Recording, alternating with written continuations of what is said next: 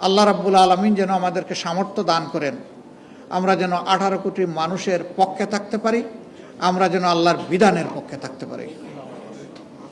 এখানে আমরা কোনো আপোষ করতে পারবো না। আমাদের রাজনীতি আমাদের জন্য নয়, আমাদের এই রাজনীতি মানবতার জন্যে। মানুষের ক্ষতি হবে আর চুপ করে আমরা বসে থাকবো, এটা আমাদের জন্য অসম্ভব। আল্লাহু আকবার। আমরা চেষ্টা করব এরকম কিছু দেখলে সরকারকে দৃষ্টি আকর্ষণ করতে।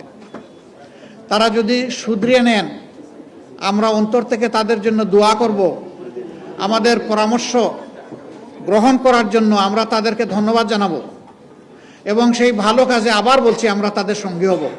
না করেন, আমরা সংসদে এবং জনগণের কাতারে দাঁড়িয়ে আমরা কিন্তু প্রতিবাদ করব, যেখানে সম্ভব, যেখানে প্রয়োজন, জাতির স্বার্থে সেখানে প্রতিরোধ গড়ে তুলব ইনশাআল্লাহ। তবে আমরা চাই না ওই পর্যন্ত যাওয়া লাগুক। আমরা চাই সরকারি দল, বিরোধী দল মিলেমিশে উদার মানসিকতা নিয়ে প্রত্যেকটি নাগরিককে সম্মান করে তার অধিকার যেন আমরা নিশ্চিত করতে পারি। উভয়ে মিলে আমরা সেটাই আশা করি এবং সেটাই আমরা করব ইনশাআল্লাহ।